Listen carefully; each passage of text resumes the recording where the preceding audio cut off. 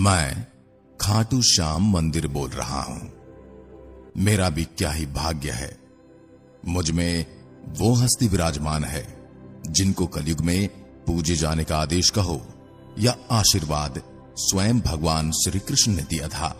मैं अपने बारे में जानकारी नंबर 7 और 8 पर बताऊंगा, वो सुनकर आप चौंक जाएंगे। दोस्तों, इससे पहले कि आप मेरे खाटू श्याम जी के यात्रा पर निकले, चैनल सब्सक्राइब करके घंटी के बेल आइकन को जरूर दबा दें। इसके साथ ही कमेंट करके ये बताएं कि आपको किस स्थान, किस शहर, दर्शन या नगर की वीडियो देखनी है। जिस विषय के बारे में ज्यादा कमेंट होंगे उस पर अगला वीडियो हम लाएंगे। समय था सन 1027। तब राजे रजवाड़ों का शासन हुआ करता था। उस समय की बात है जहां पर खाटू श्याम जी का शीश भूमि में विद्यमान था। वहां पर एक गाय उस स्थान पर रोज आकर अपने स्तनों से दूध की धारा स्वतः ही बहा दिया करती थी। ऐसा कई दिनों तक यूं ही चलता रहा। ये पूरी बात मैं वीडियो में आगे बताऊंगा।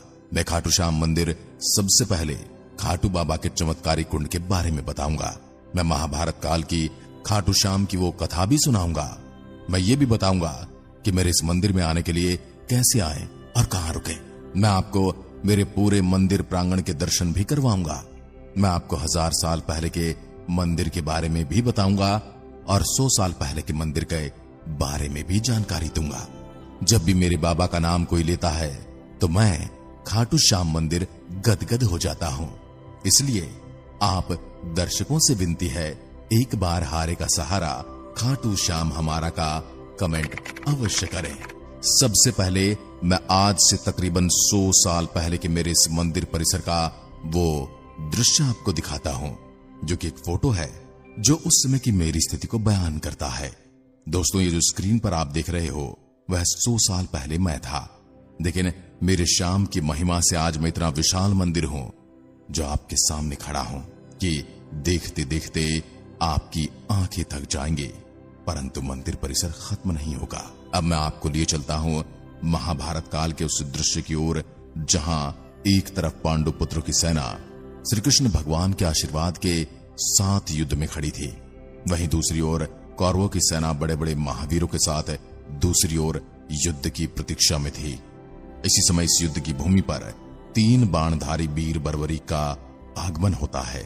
मित्रों, वो 3 बाण ऐसे थे कि पूरी पृथ्वी की सेनाओं को समाप्त कर सकते थे। उसी समय श्री कृष्ण भगवान एक ऋषि का वेश धारण करके वीर बर्बरीक से मिलने जा पहुंचे। उन्होंने वीर बर्बरीक, जो कि एक महान योद्धा थे, उनसे पूछा, हे वीर योद्धा, आप किस ओर से युद्ध करेंगे?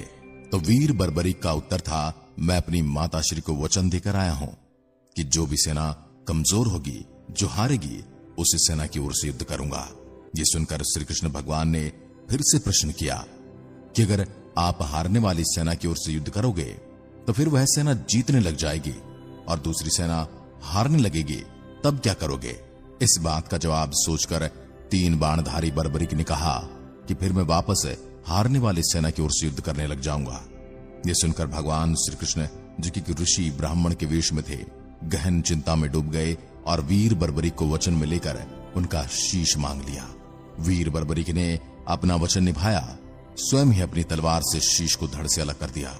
लेकिन इसी के साथ श्री कृष्ण भगवान के सामने इस महाभारत युद्ध के भीषण संग्राम को देखने की अपनी इच्छा भी जताई। कृष्ण भगवान के आशीर्वाद से वीर बर्बरीक ने पूरी महाभारत का युद्ध देखा। हमको लगता है युद्ध अर्जुन और भीम, दुर्योधन और कर्ण जैसे योद्धा लड़ रहे थे, लेकिन सत्य तो वीर बर्बरीक ने बताया था, जो वीडियो में आगे बताऊंगा।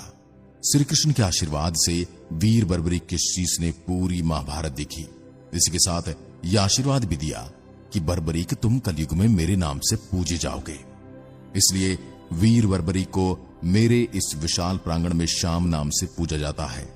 जिस स्थान पर वीर बर्बरीक जी का शीश भूमि में समाया था, वो स्थान आज का राजस्थान जिले का खाटू नामक गांव था। अब मैं आपको समय पर लेकर चलता हूं जब इस शीश की खोज हुई थी। समय था सन 1027। तब राजे रजवाड़ों का शासन हुआ करता था।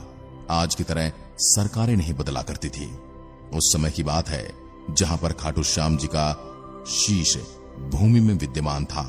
वहां पर एक गाय उस स्थान पर आकर रोज अपने स्तनों से दूध की धारा स्वतः ही बहा रही थी। ऐसा कई दिनों तक चलता रहा। फिर एक ऋषि के सानिध्य में उस जगह की खुदाई की गई तो अंदर वो विशाल शीश पाया गया। उस शीश को गांव वालों ने कुछ दिनों के लिए उस ऋषि को सौंप दिया। उसी समय राजा से विचार विमर्श करके एक छोटा सा मंदिर बना के उस शीश को उस स्थान पर स्थापित करके पूजा पाठ करना आरंभ कर दिया।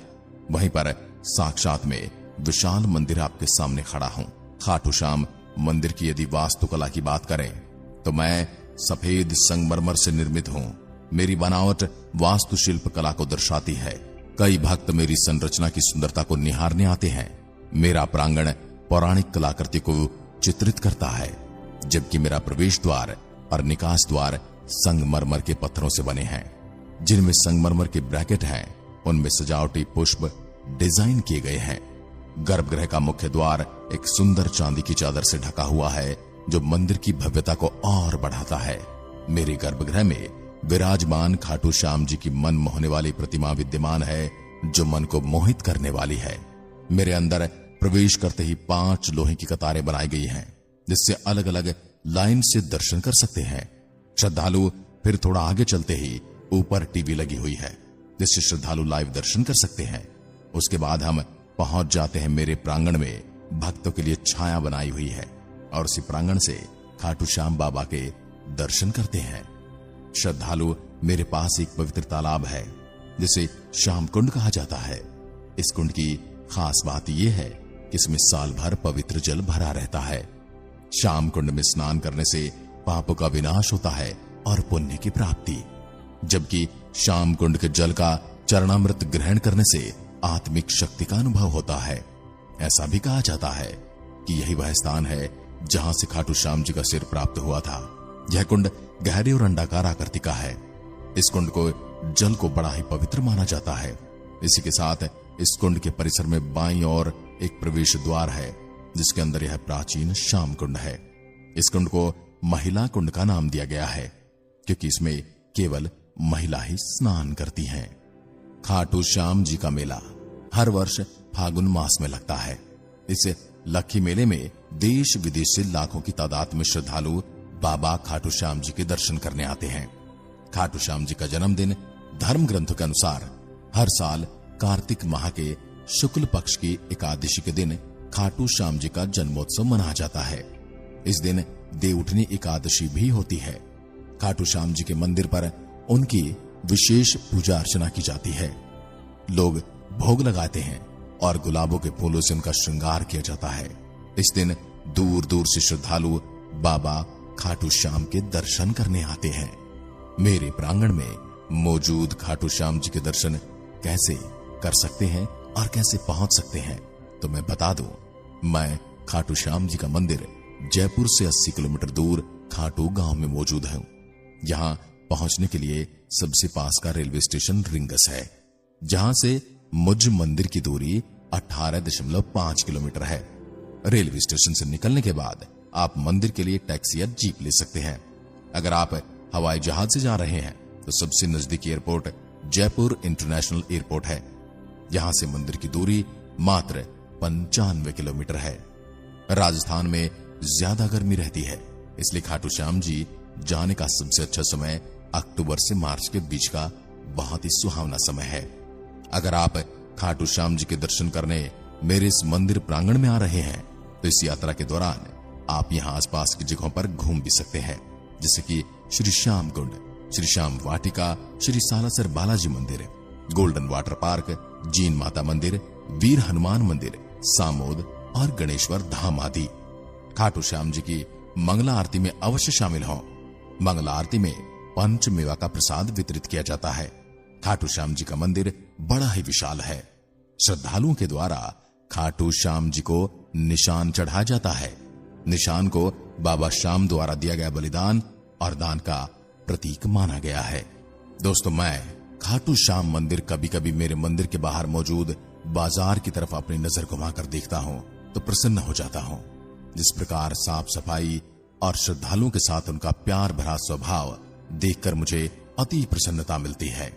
मैंने अपने यहाँ के व्यापारियों, फूल मालाएं प्रसाद बेचने वालों के ग्राहकों के साथ विशेष प्रेम किसी भी स्थान पर मैंने नहीं सुना। ऐसा यहां मिलता है, वह अतुलनीय है। मैं उन सबको धन्यवाद देना चाहता हूं। दुनिया को सिर्फ इतना ही पता है कि वासुदेव को उन्होंने शीश काटकर भेंट कर दिया था, लेकिन भगवान ने उनको वरदान दिया था कि पूरा कलयुग तेरे नाम, कि कलयुग में कोई भी तेरे द्वार आएगा वो खाली झोली कभी नहीं ले जाएगा। वीर बर्बरी को सिर्फ इतना सा वरदान मिला था, पूरा वरदान कुछ और था। वासुदेव ने कहा था, बर्बरीक, तेरे दरबार से कोई खाली हाथ तो नहीं जाएगा, परंतु आज मैं एक ऐसा अधिकार तुमको दे रहा हूं जो अधिकार आज से पहले किसी को नहीं मिला। वासुदेव ने कहा, बर्बरीक, दुनिया कहती कि जिसकी किस्मत मैंने लिख दी उसकी कोई नहीं मिटा सकता, लेकिन दुनिया में मैंने जिसकी किस्मत में, जिसके भाग्य में सुख दुख कुछ भी लिखा हो, जो तेरे दरबार में आएगा, चाहे मैंने दुख लिखा हो, उसकी किस्मत, उसका भाग्य तेरे दरबार में आके माथा टेकेगा, उसका सब बेड़ा पार होगा। इसलिए कहते हैं, हारे का सहारा खाटू श्याम हमारा। ये थी जानकारी नंबर 7। अब मैं आपको बताता हूं जानकारी नंबर 8। महाभारत युद्ध के बाद जब सभी पांडव भाई आपस में बड़ी बड़ी बातें कर रहे थे, अर्जुन बड़े ही ताव से कह रहे थे, मैंने कर्ण को समाप्त किया, मैंने इसको मारा, मैंने युद्ध जिताया। उसी प्रकार भीम अपनी प्रशंसा कर रहे थे, अहंकार में डूबे हुए थे। ऐसे में पांडवों में बहस हो गई, किसने सबसे ज्यादा युद्ध में योगदान दिया। इतने में श्री कृष्ण भगवान इनके बीच आ गए और पांचों पांडव उनसे पूछने लगे कि वासुदेव, आप ही बताओ, हम में से किसका योगदान और युद्ध कौशल सबसे ज्यादा है। तो वासुदेव का उत्तर था, इसका निर्णय करने के लिए तो हम सबको ऐसे व्यक्ति के पास जाना चाहिए जिसने ये युद्ध पूरा देखा हो। फिर उसी समय वे सभी को लेकर वीर बर्बरी के यानी कि खाटू श्याम जी के जीवित शीश के पास पहुंचे और वही सवाल दोहराया कि हे वीर बर्बरी के, ये आप बताइए कि पांडव भाइयों में सबसे ज्यादा किसने युद्ध में विरोधी सेना का संहार किया। यह सुनकर वीर बर्बरी का सर जोर जोर से हंसने लगा। अपनी हंसी और खिल्ली उड़ते देख पांचों पांडव पुत्रों को गुस्सा आने लगा और भीम ने पूछा, हे पौत्र, क्या आप अपने बड़ों की हंसी उड़ा रहे हो? उस समय वीर बर्बरी अपनी हंसी को रोकते हुए बोले, मुझे क्षमा करना दादाश्री, मैंने तो युद्ध में सिर्फ श्री कृष्ण के चक्र को घूम घूम कर विरोधी सेनाओं का संहार करते हुए देखा। इसी के साथ मां भवानी खड़क के साथ लहूपान करते हुए दिखी। मैंने तो दोनों ओर से वासुदेव को ही लड़ते हुए देखा और जीतते हुए और हारते हुए दोनों तरफ से देखा। यह सुनकर पांडव का घमंड चूर चूर हो गया। तब से हिंदू समाज में कहावत चली है, चाहे अच्छा हो या बुरा, सब भगवान भरोसे छोड़कर चलते हैं, आगे बढ़ते हैं। अब आप अगला वीडियो किस विषय पर देखना चाहते हैं कमेंट करके बताइए। चलिए हम खाटू श्याम की यात्रा को यहीं पर विराम देते हैं। विराम देते हुए कहेंगे, जय खाटू श्याम।